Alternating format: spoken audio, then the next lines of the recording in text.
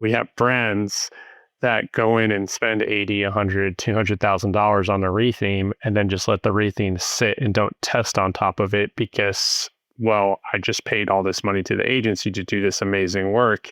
And if I do want to test, well, really shouldn't I be having the agency run the tests because they know what the aesthetic should be and they know what the front end design is. It's the e-commerce master plan podcast. Here to help you solve your marketing problems and grow your e-commerce business. Cutting through the hype to bring you inspiration and advice from the e-commerce sector and beyond. Here's your host, Chloe Thomas. Hello and welcome. It's great to have you here. Thank you for hitting play and choosing to listen to one of our inspiring guests. In this episode, we're revealing a brand new type of episode. Yes, 10 years in and we've done a little bit of newness. Rather than our guests discussing what they have done, they'll be sharing what they would do. So we're calling these the WWYDs, or the What Would You Do episodes. In this case, we've got regular guest, possibly our most regular guest, Ian Leslie, back on the show to share what he'd do if he were to take over an e-commerce business in the $10 to $25 million range. And we'll be talking through what Ian would do when he took it over in order to achieve a level of hockey stick growth, so fast growth within this business. I'm hoping the What Would You Do episodes give us a chance to get deep into the strategic decision-making that goes on behind the scenes, the real, less shiny, more fundamental stuff that people will do and tackle, whilst also learning some hot new strategies into the mix as well. So please do let me know what you think about this new format. The easiest option is to leave us a review. Just go to ecmp.info/review to find out how to do that. Ian and I will be discussing how he would take over and take to a point of success an e-commerce business in the $10 to $25 million turnover range. And we will be getting deep into cutting costs and also getting into testing. Testing. You have to listen to understand all of that. This might be a new episode format, but we have not dropped the top tips section. They are still there, and Ian's come up with some absolutely lovely, juicy ones for you. So make sure you listen to the end to get all of that. Running ads across a broad channel mix, but unsure where to invest your next pound? Alvi helps e-commerce experts like you with full funnel attribution, budget allocation, and automated bidding towards real business outcomes, so you can stop guessing and start scaling. Take children's clothing retailer POP, for example, who saw a 27% increase in average order value after implementing Alvi's bidding signals. Do you want similar results? Then go to ecmp.info/Alvi and book your demo. Make sure you add the note e-commerce master plan when you book to get your 3-month free trial. That's ecmp.info/Alvi to book your demo. ecmp.info/ALVIE. You just realized your business needed to hire someone yesterday. How can you find amazing candidates fast? Easy. Just use Indeed. Stop struggling to get your job post seen on other job sites. With Indeed sponsored jobs, your post jumps to the top of the page for your relevant candidates, so you can reach the people you want faster. According to Indeed data, sponsored jobs posted directly on Indeed have 45% more applications than non-sponsored jobs. Don't wait any longer. Speed up your hiring right now with Indeed. And listeners of this show will get a $75 sponsored job credit to get your jobs more visibility at Indeed.com/PODKATZ13. Just go to Indeed.com/PODKATZ13 right now and support our show by saying you heard about Indeed on this podcast. Terms and conditions apply. Hiring? Indeed is all you need.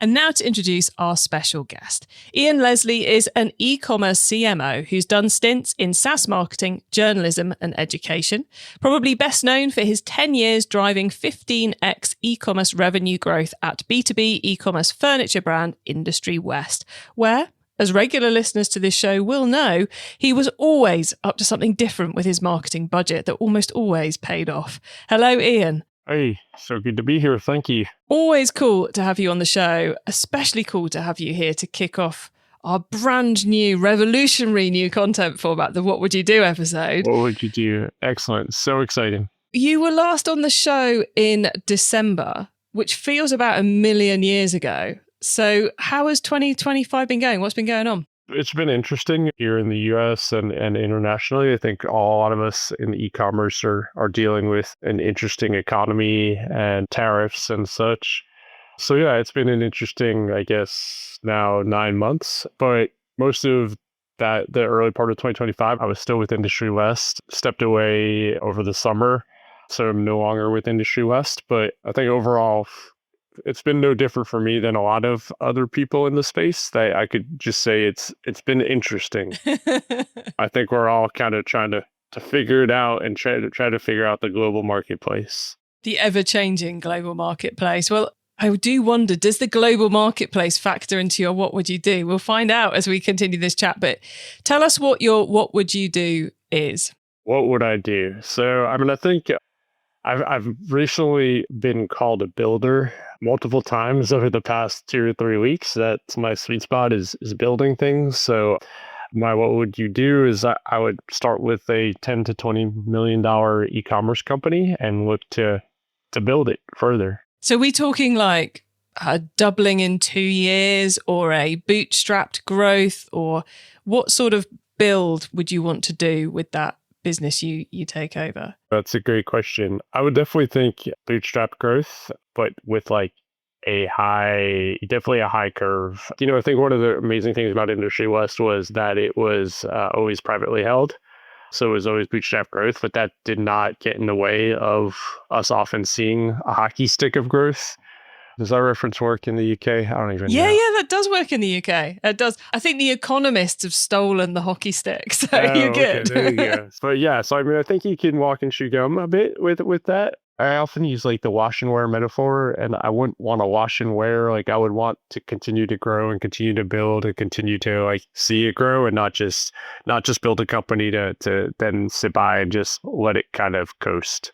Nice. So pragmatic growth, do we say, in the world of bootstrapping? Sure, yeah, that's fair. But not as dull as the word programmatic. Where did that come from, Clay? As the word pragmatic suggests. Yeah, that's interesting. I don't even know if I can really define pragmatic. Yeah, pragmatic growth sounds fair. You mentioned my SaaS experience. I mean, I've been part of companies on the SaaS side that were literally just throw good money after bad and just get as many eyes on your product as you can, even though if they weren't necessarily going to be, you know, good customers or good users of the product, which made absolutely no sense. So I've never been like a just spend for no good reason kind of marketer. But I think like on the other hand, I've also been like, you find a good formula, then why not spend to the extent that you can? Like if it's working, if you're seeing 15x, like keep pouring money into that. So you've acquired a $10 to $25 million business that you're going to be bootstrapping, but aiming for hockey stick growth within that. Yeah. Hard task you're setting yourself here, but obviously you've done your due diligence. So what's the first thing you do? Is it dive into the marketing and work on that? Is it work on another area of the business? Where's the area that's going to get your focus first? Oh, yeah. But I think, yes, on all of that. But I think my first task would be like two things, I guess. On the marketing side, if I'm acquiring this, it would be a brand that I think has energy, looks good, has a spot in the marketplace. And like, it probably won't be something where I'm just trying to totally rebuild a website or anything. So my first thing would be like test. I definitely in the past, I'd say month to 2 months have really kicked myself on what I thought testing is not what I was doing. So like running 1 or 2 A/B tests is not testing. And I think like I've learned, and some of that has been in some of my contract work over the past month or two, is that like you could be testing like 15 things on your website at the same time and really not run into any kind of data integrity issue. This has to randomize properly. I think like test. There are so many tools out there right now, and I'm going to save mine for the tool tips part. But there's so many tools out there right now where you can be, just testing across the entire funnel and, testing copy, testing image, testing colors, testing recommendations. So I would say like definitely be testing constantly and really have a good CRO plan in place. The other piece I think is just overhead is, what are we spending on everything that is not marketing and sales and product, and really diving really deep into that. I think there's a lot of thought boys on the social media who are, how I ran this company with 2 people and a lot of SaaS. And often even I want to look at that and be like, really? Like, did you? But then I often think like, yeah, really, you can. Like, I don't think the companies have to be as large in terms of overhead as sometimes you think it needs to be. So I think looking at cutting a lot of that cost and reinvesting it into product and marketing and sales are the 2 places I would start. Oh, so much to unpack there. First off, thank you for being such a professional podcast guest that you've already teed up the fact that people need to listen to the end to find out those door recommendations. So loving that. And then I think your point about the overhead and actually the testing as well is seeing how someone else does it can also burst your limiting beliefs. Like on the testing front, you thought like we're running 2 at a time. That's fine. You get to go and do some contracting work and peek behind someone else's curtain. All of a sudden it's like, oh man, we could have been doing 15 if we'd have deployed this and this and this. And then on the overhead stuff, it's like, yeah, those guys who were, as you said, were 2 people, all SaaS, growing to crazy numbers. They're an outlier, but there's still a lot we can all learn from. And I think it does attack those limiting beliefs of going, well, of course I have to have someone doing that. But do you? Is that 5% of the job that you can't automate worth having someone doing 100% of the job? So would it mainly be headcount that was the target for your overhead cutting, or would it be other things as well? Like, would you switch to a 3PL instead of in-house fulfillment or anything like that? Yes, again, to all of it. Obviously, I think it depends on what the vertical is. So without getting into too much, specifics, yeah, I think there's a lot of efficiency in 3PL as opposed to in-house. I think it depends at what revenue band you're at. But I think in that, as you're growing in that mid-20s, it makes sense to be in a 3PL. I mean, I think it just depends, especially with AI tools. And like, I don't want to get too far down the path of like, and I don't want people coming after me, like graphic designers are going to lose jobs and copywriters are losing jobs. But like, do we need as many in-house creative as we have? Do we need as many in the warehouse as we have? Do we need all the systems to support? Lord knows. I mean, I feel like there is a sect of e-commerce that's still trying to build Fortune 500 model companies. That's just not going to be sustainable in this day and age. With as much as it costs to get to your customer, with as much as it costs, we're going to hit with import costs. You have to find affordability somewhere. And I think a lot of that is going to be in your operations. On the other piece, you said it amazingly well just now. How did you phrase that? The limiting belief. It's one of those kind of self-development theories where we go, well, I can't possibly be on a stage, or I can't possibly do that myself, or I can't. And I just think sometimes it also comes into how you structure a business. Like, well, of course I need an accounts team. Of course we have to invoice after we've done all the work. And sometimes you just need someone to show you how things are done elsewhere, to help you shift those curtains. And I often think when you're taking over a business or you're entering a business as an employee even, one of your roles in the first couple of months for the benefit of that business is to break the limiting beliefs. Yeah. So my takeaway recently on the A/B testing side, and as it pertains to those limiting beliefs, is that, and again, I don't know if I'm going to piss some people off here because I have a lot of good friends in the development space and the agency space, and I think they're amazing people and I think they do amazing work. But I think we have brands that go in and spend $80,000, $100,000, $200,000 on a retheme and then just let the retheme sit and don't test on top of it because, well, I just paid all this money to the agency to do this amazing work. And if I do want to test, well, really shouldn't I be having the agency run the tests because They know what the aesthetic should be, and they know what the front end design is, and oh, this font, it doesn't entirely match, so I shouldn't do it, and the colors and the pixel perfection.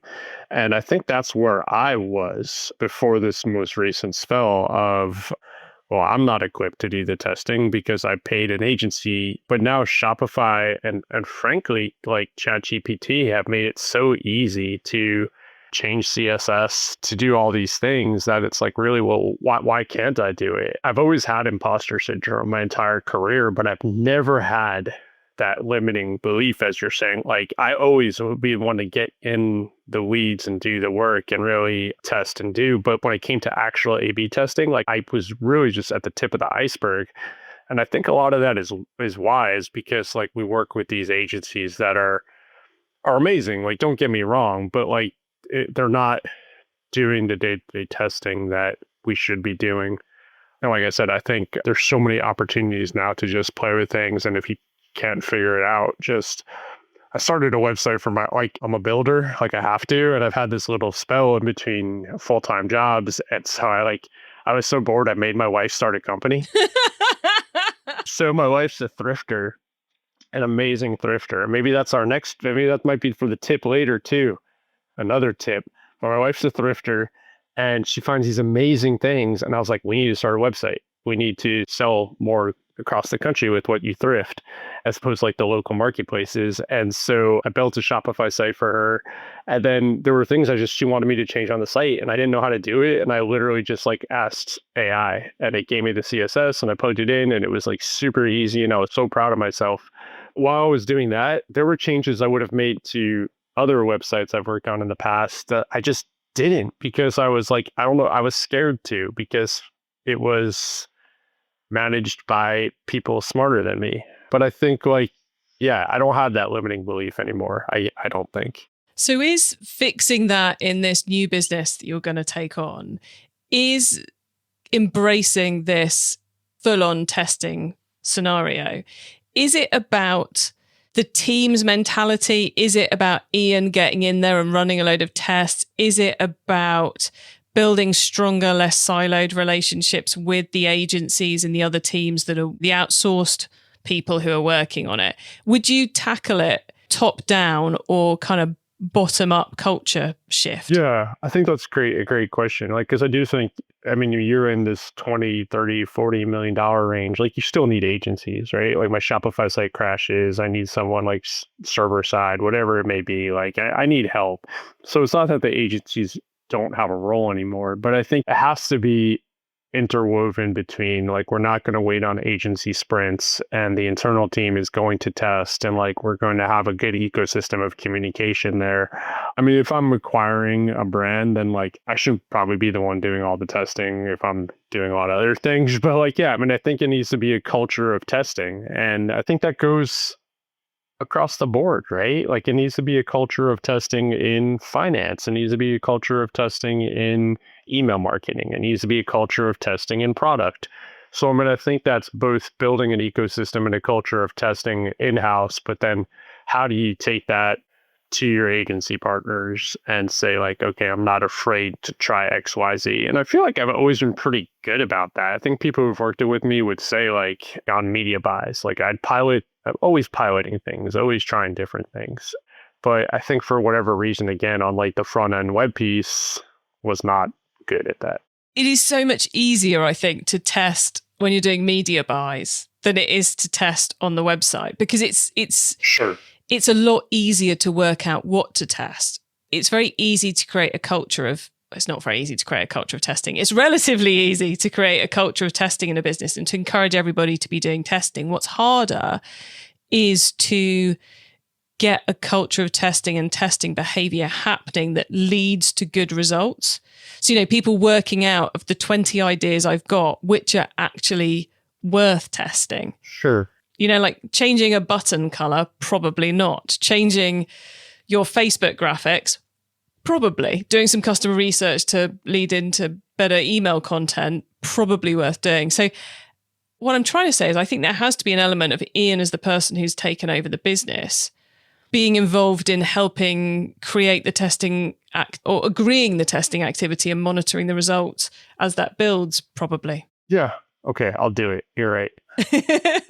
No, I think you're right. I don't want to embarrass ourselves like how old we are, but I think we're relatively the same age and we came up around so relatively the same time as a marketer. And I think we all got duped by like that narrative of like Facebook tested the color of its blue, and that was the A/B test. And so that's what we're all going with. Like, I'm going to try a red checkout button and I'm going to try a black checkout button and let's see which one wins. And like, yeah, that's the most baseline, under baseline of like A/B testing. So I mean, I think like, yeah, I think someone needs to, but to your point, like the person at the top needs to be the one driving how creative or how out of the box or how dynamic do we want to be in our testing? Do we want to be as surface level as I'm going to test a red versus green button, or do I want to be as, be testing free shipping? To what level do we need to get to offer free shipping? What upsells do we want to offer? What free gifts do we want to offer? Where are things placed on the page? Do we want to get rid of the entire homepage and have them just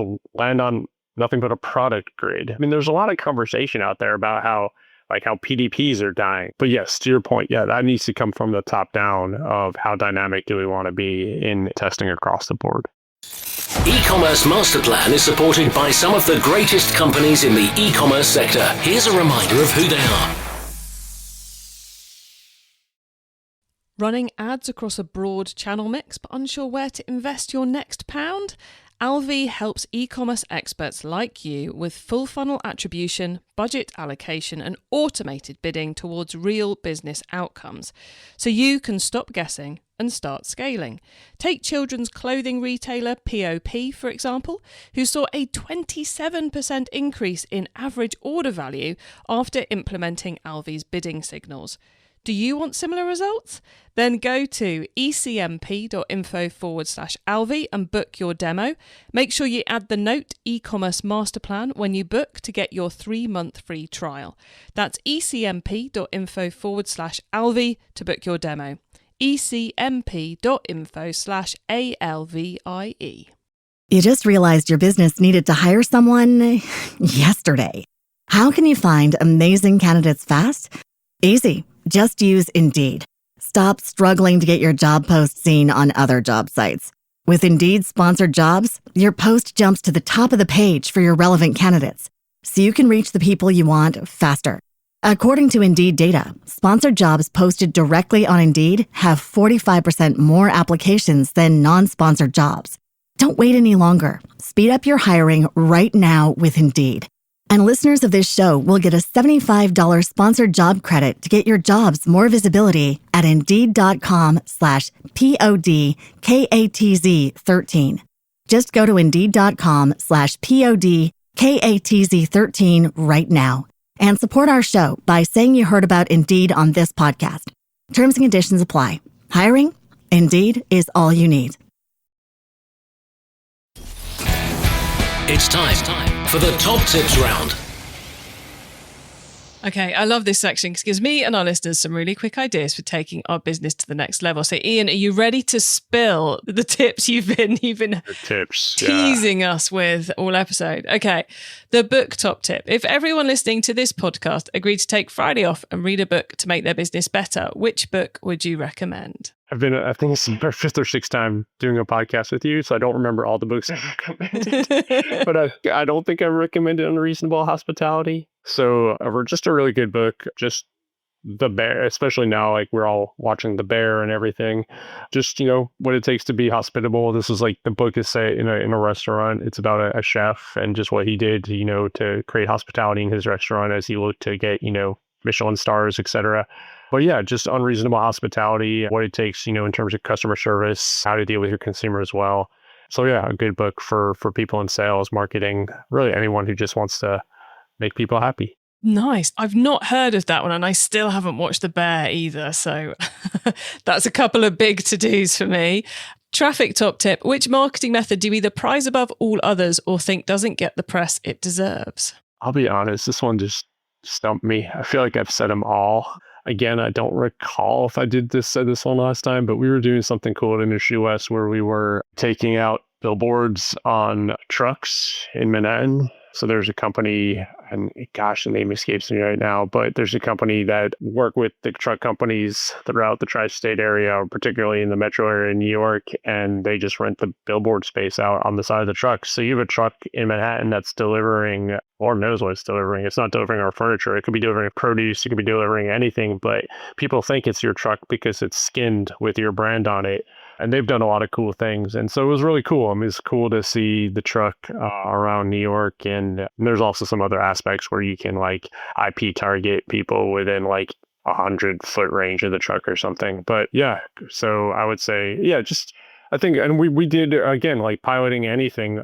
We did digital billboards in Times Square. And I think people are like, billboards or that sort of thing. But I mean, I think it's everything old becomes new again. And I think there's cool things out there to do. Oh, so much so. And I love that. You have told us the Trucks in Manhattan one before, but it's so good it deserves retelling. Right. Because, oh no, don't apologize. Because one of my favorite things about it is the social proof element. Yes. It creates, admittedly fake, but it does create an element of, oh, well, if they're delivering a lot in Manhattan, then they must be for Manhattan people. And I'm a Manhattan person, so I need their products. It's clever. And you could replicate it in any city, village, however small. Maybe not as easily as the truck company who are already selling the spaces, but you could do it anywhere. Love it. Yeah. And let's face it, not enough e-commerce businesses do stuff offline. That's true. We should do more of that. Okay, tool top tip. Maybe a collaboration tool, a social media plugin, a phone app, or just a way of working. Is there a cool little tool you use that makes you and your team more efficient from day to day? Have you heard of this thing called AI yet? Don't you mean A1? A1, oh yeah, oh gosh. Yeah, but AI aside, so from the A/B testing front, I've used Visually, Visually. So it's a super cool A/B testing tool. It plugs like literally right into Shopify. It grabs your entire theme in like 30 seconds. This is a really cool tool if you're looking at A/B testing. So it's super efficient.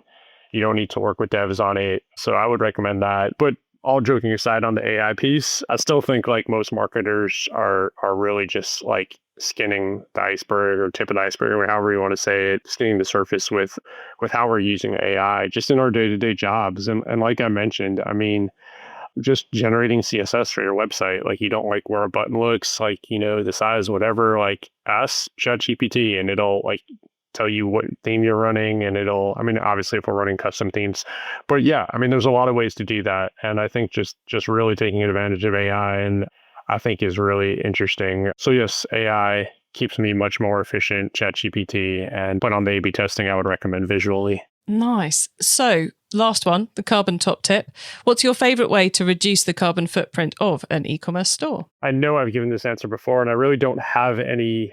With the past 10 years being in furniture, it's really difficult to talk about how many carbon, a lot of ways we've saved in terms of carbon. And we definitely tried to be efficient in terms of packaging and tried to be efficient just in how limiting waste. I mean, I think the biggest piece for furniture companies is to the extent that you can, like don't have people return things.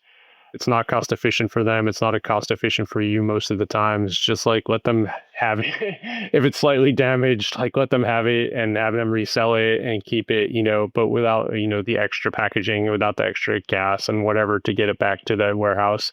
So I know that's something we did. So yeah, I would say just to the extent, if you can afford to eat and return, eat the return and don't have the extra fuel in the air from carbon in the air from that return.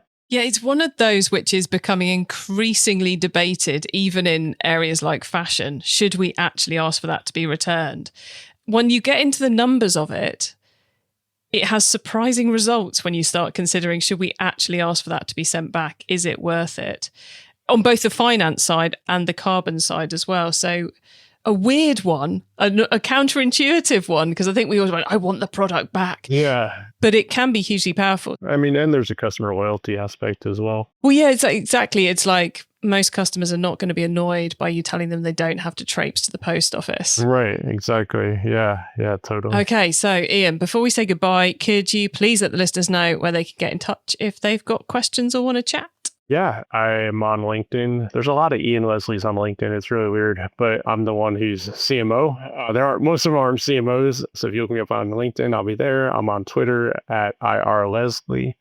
that's pretty much where to find me right now. And I know you're doing contracting at the moment. Are you also looking for jobs? Do you want to do a pitch for that? Yeah, I do some contracting both in e-commerce and higher ed right now. Like I said, I've been told recently often that I am a builder. So if anyone needs help building something, I'm all ears. Awesome. Thank you so much, Ian. It's always a pleasure to catch up with you. And thank you for being our first What Would You Do guinea pig. You've been a star. Exciting. Thank you.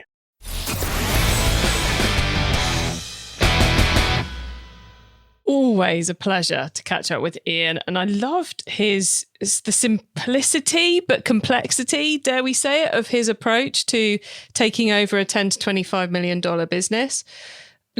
Approach it in two ways. First off, overhead. What that isn't marketing, sales, or product can we cut cost down? Where can we cut the costs to create more cash that we can spend in our bootstrapping mindset on our marketing, our sales, and our product to improve the performance of the overall business? And then to test. Obviously, a lot of CRO, lots of marketing, lots of messages, so on and so forth. And it's a very simple plan, but it's also, I think, the only plan you could follow to get that hockey stick growth whilst you're bootstrapping. But also, it's so easy to take over a business arrogantly thinking you know what is needed. But if you're not doing the testing, you're not actually learning what's needed to take the next step growth. And really interesting to hear all his tips and tricks around testing and the things he's been learning of late and over time. So very cool to have Ian on the show.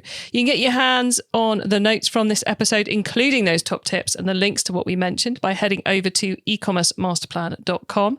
Or you can use our direct episode short links. Just put ecmp.info/the number of this episode into the URL bar, and you'll be redirected straight to the right episode page. When you get to the website, you can also add yourself to our email list so you don't miss out on any of the other things I share to help you improve your business. If you liked this episode, then couple of recommendations for you today. First off, check out episode 521, which is our previous episode with Ian, where we're chatting about a 90% B2B e-commerce revenue jump that he and his team had achieved. Super cool episode, loads of marketing tips in that one. Secondly, episode 557, where I got to chat with Sanya and Janice about building better, stronger relationships with your agency. I'm adding it into this one because, to me, it resonates with that silo and culture of testing piece that I was talking to Ian about. So if you want more on that specifically, and building those testing, thriving relationships with, in particular, your agency, but also other marketing agencies, outsource people, etc., then go and have a listen to episode 557 as well. It was just a few episodes ago.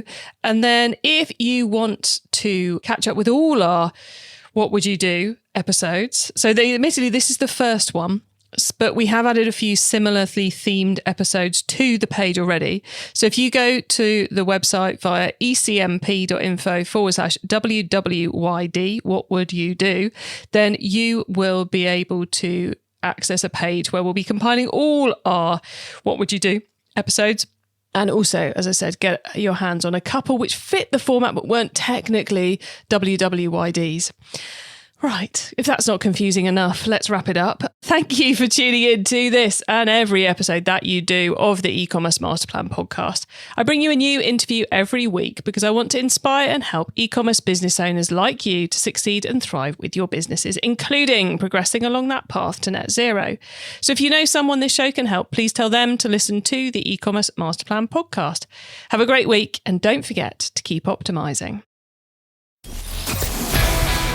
Thank you for listening to the E-commerce Masterplan podcast. Find out more at ecommercemasterplan.com/podcast. Are you using Yotpo for your email and SMS campaigns? Then you will already know the great news that they're sunsetting their email and SMS service at the end of this year. I know it's not the news you wanted to hear this close to peak.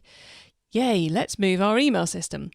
So to help you with all of that, over on the e-commerce tech website, we are putting together a couple of blogs to help you to navigate it all and to turn this surprise into a brilliant move for your business.